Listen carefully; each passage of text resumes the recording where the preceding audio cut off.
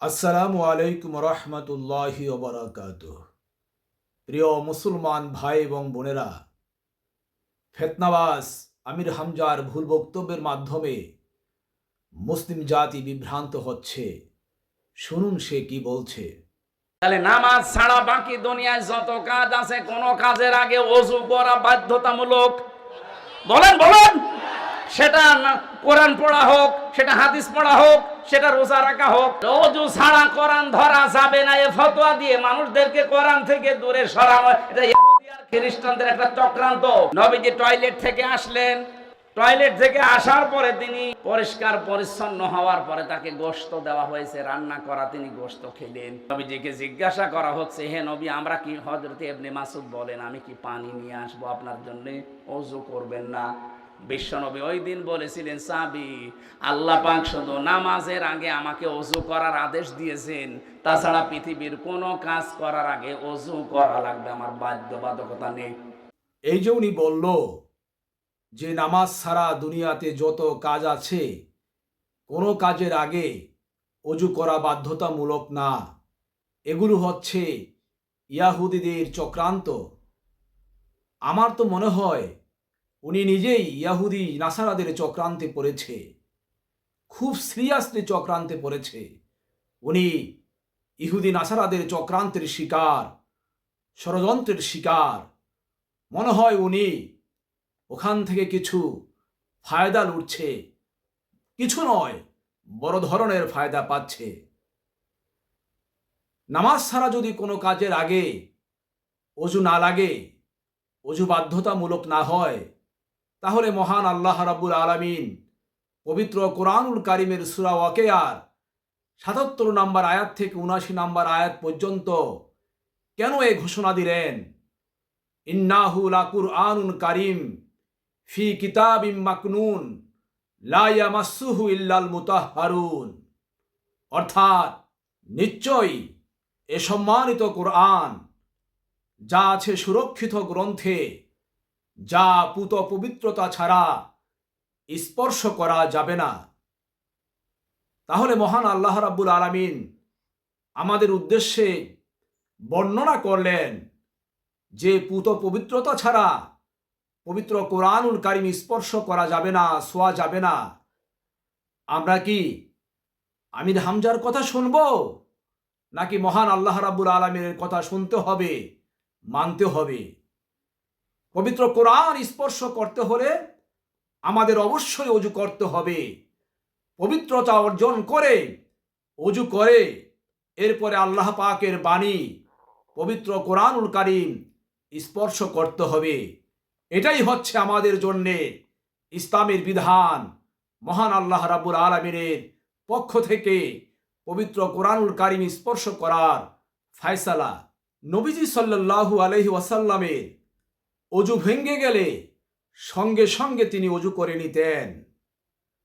আর উনি যে বলল যে বাথরুম থেকে নবী করিম সাল্লাল্লাহু আলাইহি ওয়াসাল্লাম এসে পরিচ্ছন্ন হয়ে অজু না করে গোশত খেলেন, নবীজির সঙ্গে তো আমাদের কখনো তুলনা করা চলে না।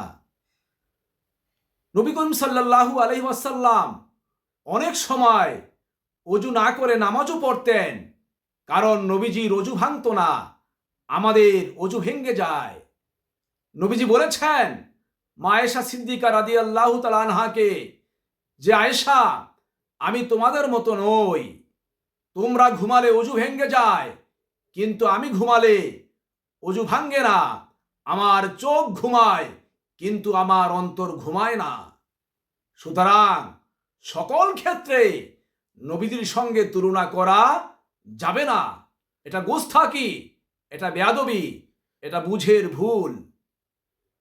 প্রিয় নবী হযরত মুহাম্মদ সাল্লাল্লাহু আলাইহি ওয়াসাল্লাম বলেছেন যে তোমরা কাবা শরীফ তওয়াফ করার আগে অজু করে নেও।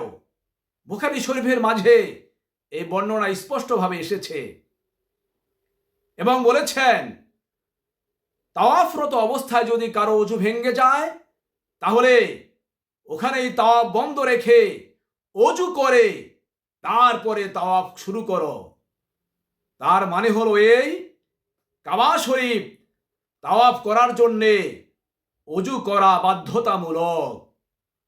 উনি যে বলল যে নামাজ ছাড়া অন্য কোনো দুনিয়ার কাজে কোনো কাজে অজু করা বাধ্যতামূলক নয়, এই কথা বলা হলো ওনার বড় ধরনের এক বোকামি এবং কোরআন হাদিসের জ্ঞান অর্জনের ব্যাপারে ওনার অপরিপক্কতা।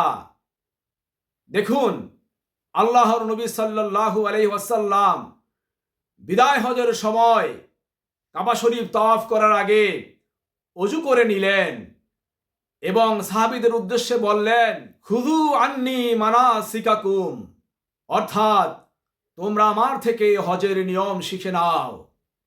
আহমদ, মুসলিম শরীফ এবং নাসাই শরীফ।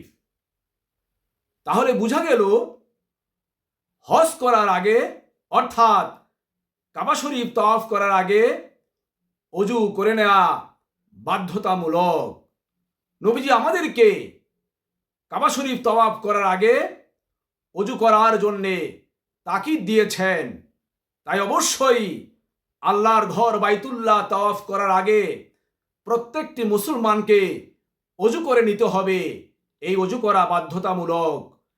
পবিত্র কোরআনুল কারীম স্পর্শ করার আগে আমাদের অজু করে নিতে হবে। এই অজু করা বাধ্যতামূলক।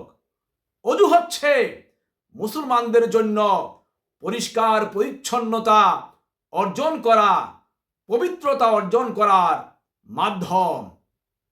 আপনি দেখুন, আল্লাহওয়ালা ব্যক্তি যারা, তারা কিন্তু কখনো অজু ছাড়া থাকতে চায় না।